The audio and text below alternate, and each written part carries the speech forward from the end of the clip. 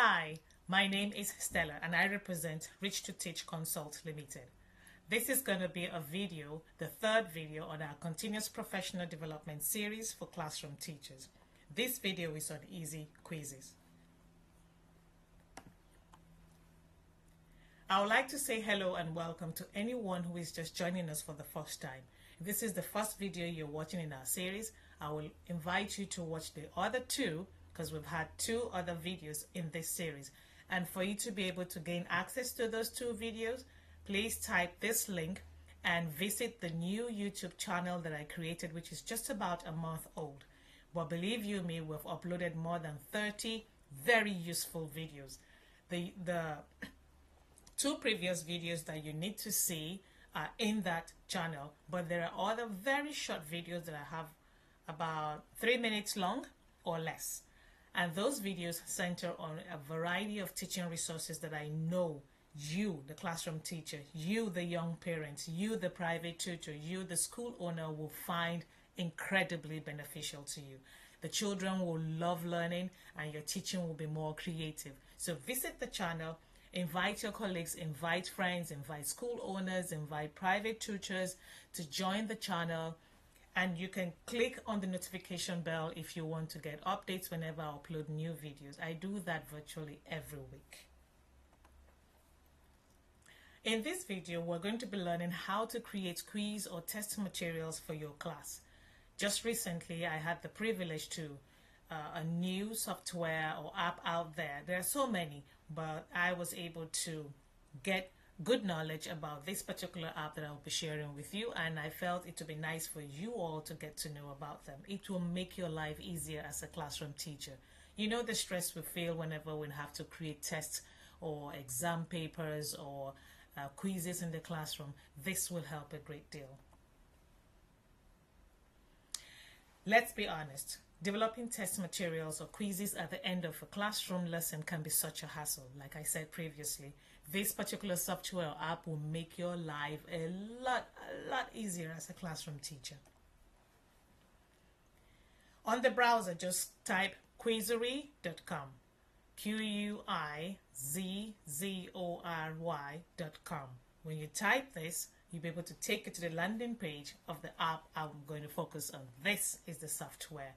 I'll be leaving this page. I'm going straight to Google Chrome page so I can take you through the steps you need to learn to be able to get to know how to use the app to create what you need. So here is my Google Chrome. What I will need to do is type Quizzory.com and click enter. It brings me to this landing page. This is what you get to see. Now, what you notice here, I already have a page. I already have an account with Quizzory. But if you do not have, you need to go to the sign up area, click on sign up. If I click on sign up, I don't think it's going to take me to a new page as a newcomer because I already have an account. But let's try that. Let's see. I told you it's not going to. So let me go back. I'll focus on this. So when, as a new person, when you come up here, you click on sign up, it will give you an option of either continuing with Google or you sign up with your email address. So I would advise that you use your email address. And when you fill in your email address and your password, it will send an email to you. So you check your email box and verify the mail that will be sent from Quizzory. It is from that mail that you send that you'll be brought back to their landing page for you to be able to sign in. You need to follow that process. So once again, you come to this page, you go to the sign up, you sign through your email address, and then you check your email box for any mail from Quizzory. It is that mail you receive from Quizzory that you should verify and click to open for you to begin the journey like I'm going to show you. So once you're done with that, you can, when you come down here, you sign in. It will ask you to sign in with your email address. Once again, my account is open, and that's why it's taking me straight to the page where I can begin to create my quiz. So once again, when you're done with that signing in, it will bring you to that page. Okay, so let me take down there. Imagine I've already signed in, and this is the page you'll get to see. So it's very simple. You have forms, quizzes, templates, and more. Okay, I would just want to focus on quizzes for now. When you have the time, you can do what you want to do with forms and other applications here. We have feedback, we have privacy policy, all you can learn at your own free time. So my focus for this video has to do with quizzes. Okay, so once you click on quizzes, it brings you up to this place. Once again, remember, I already have an account, so I've created some quizzes, but I'm going to take you through step by step on how you can create yours. You look for this button that says create quiz. Click on that. Now, study this page. You can see over here we have builder, we have setting, we have submit, I have title, I have description, I have add question. Here is showing you what this quiz will look like on a mobile phone. Here it is what it looks like on tablet. Here it is what it's going to look like on a computer, desktop computer or laptop. So I'll take it back to the phone.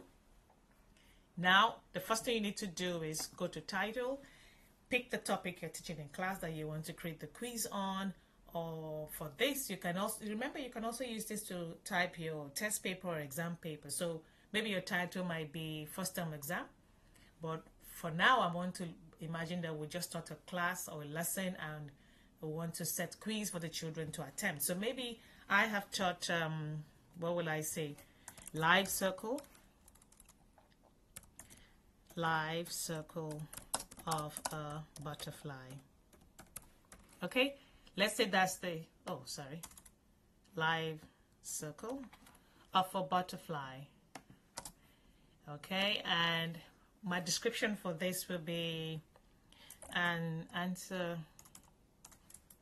Select your answer to each question asked. Okay, so I have that. Select your answer. Now I need to start building my questions. Once I click on add question, it's going to ask me, is it short answer, is it long answer, is it multiple choice, is it drop down? And then the part that says section is, do I want to split the way the arrangement of the question will look like? You know, a typical question papers or test papers, especially in elementary classes, may have the theory area, and they might have the essay writing, might have the OBJ. So you can split that. As you can also go ahead to split this paper based on the subtopics that you taught under the main topic. So let's make it simple. Here I want to choose multiple choice, OBJ. The first thing I'm going to ask is, let's see, where do butterflies, just a simple question, butterflies lay eggs?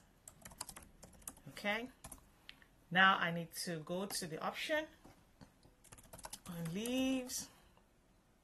If I need to add more option, I just click on the plus button and say, okay, on water, another option, plus, on sand.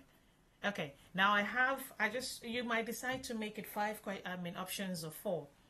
Let me just stick to this for this example.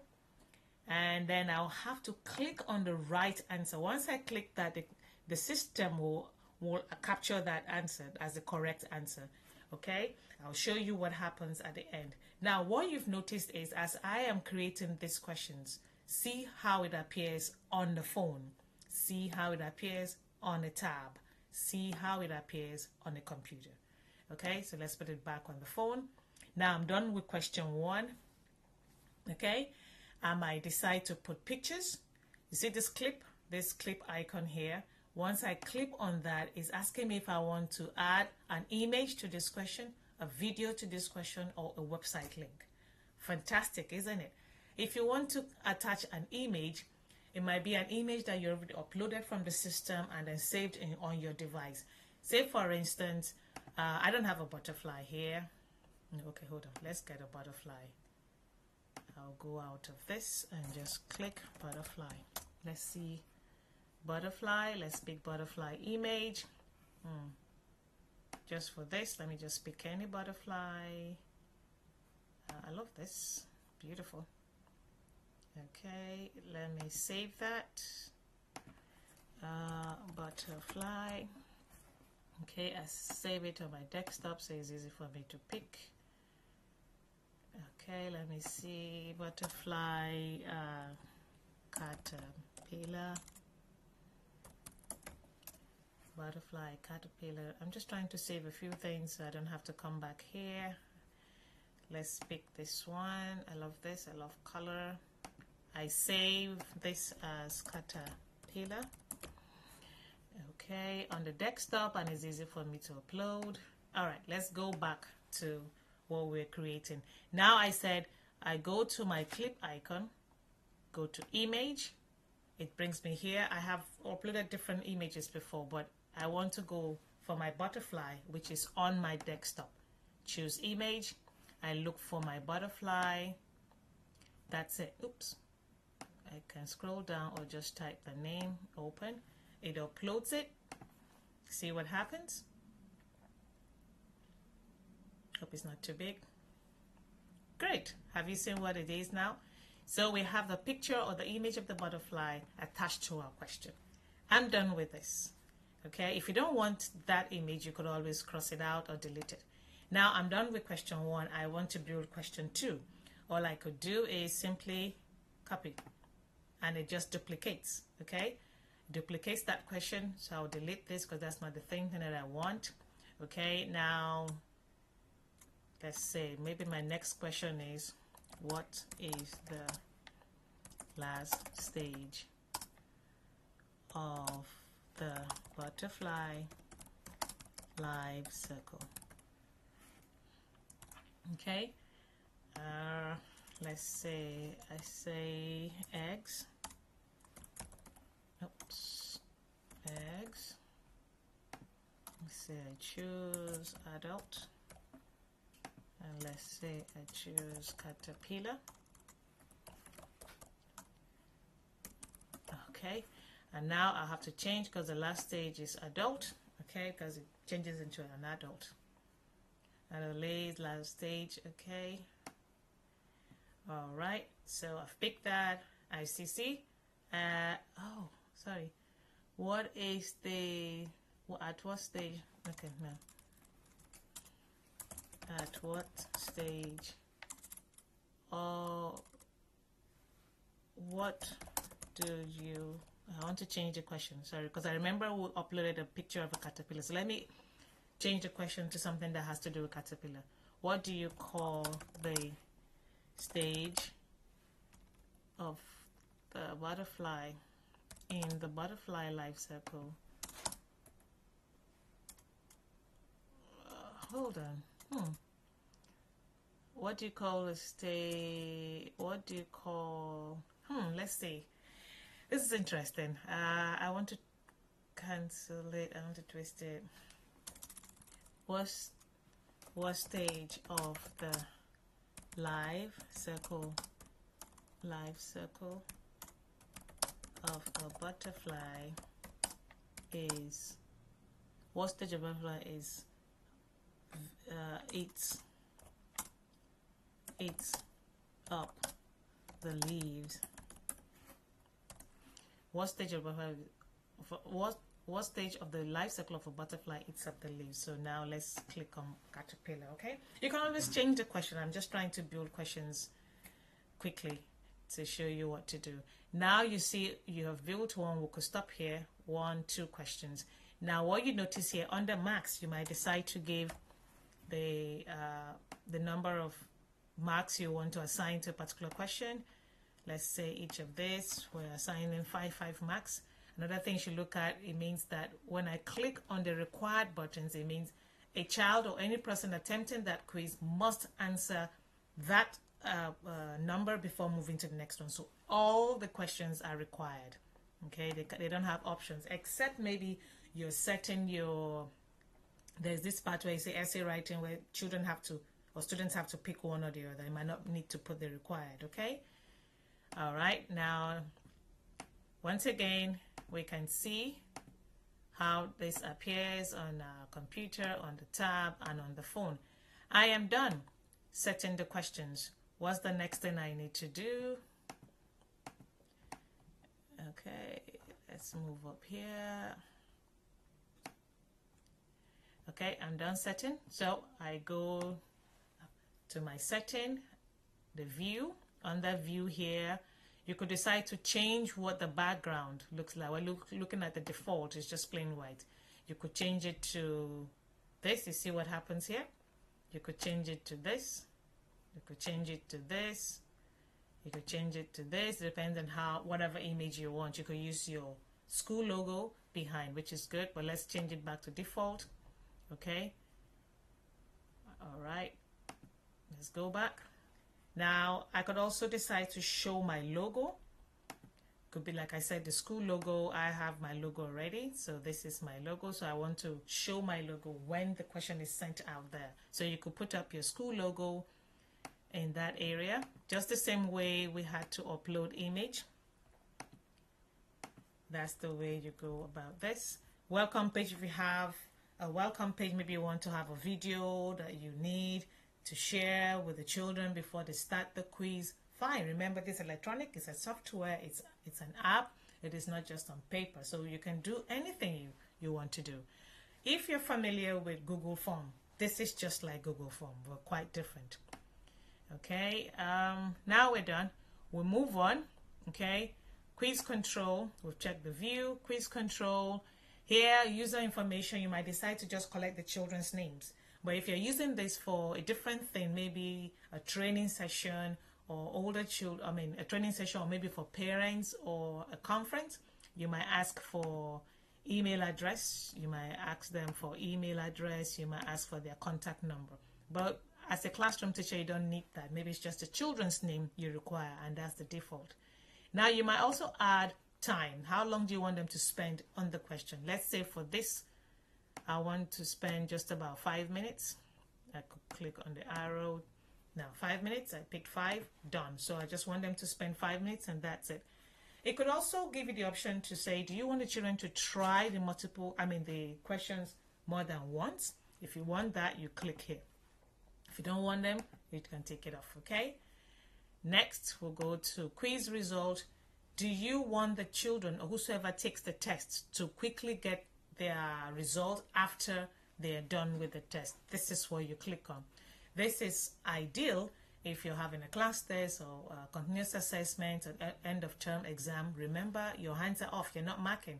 The system is doing everything for you. Isn't that wonderful? Saves you so much stress.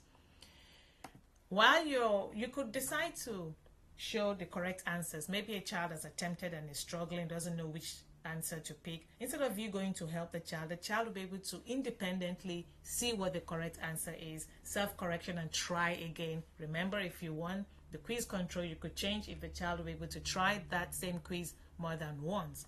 So I don't want that yet. I go next one, the questions. Show question numbers, good.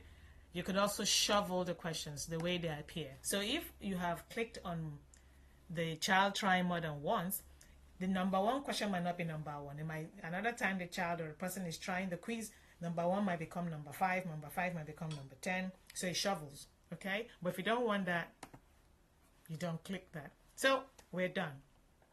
Can you see what I've done? All right. I can now say submit. When I'm done and I'm sure I checked everything, I can say submit. Once I click on the submit button, this is what it gives me. It gives me a link. So that link, I copy the link. I can email it. If it's something to do with conferences and you're testing adults, I can email it. I can send it as text message to the parents of the children. I can send it as email to the email addresses of the parents of the children. If they're on Facebook, maybe on Facebook, the school has a Facebook page, post it there, parents will copy the link, and then they open up on their phone, on their tab, or on their computer, and attempt that question. The children, or quiz, the children can attempt that. Isn't that wonderful? So you have a way to share. If you have a WhatsApp group, share that link. Any person who opens the link will be able to have that page or the quiz ready for the children to attempt. Now, I want to close that and let's see how it looks like. We're going to try this quiz on a phone, on the tab, or on the computer. So let me see. This is how it's going to look. I click. The first thing it's going to ask me, remember, we wanted the children to write their name. So let me just put Stella. It's my name. I click start quiz. Can you see the arrangement, see my logo, and see the time? They're timing me. Okay, that's how it appears. If I go to the tab, this is how it appears. If I go to the computer, that's the way it appears. This is an amazing tool. Amazing. Let's see. X, remember the right answer, and I scroll down. Oops, I want to be able to move this so you can see my time is going. Come on. This is so sensitive here. Goodness. I want to be able to move this. Okay, yeah. Number 2, what stage of the life cycle of a butterfly is? Okay, when I'm done, I click submit. See what happens. Submitted. Okay, I want the results. Thanks for that. I want to refresh. I can start again. Okay, let me go to my tab and get this done. Let me put a day here. Start quiz.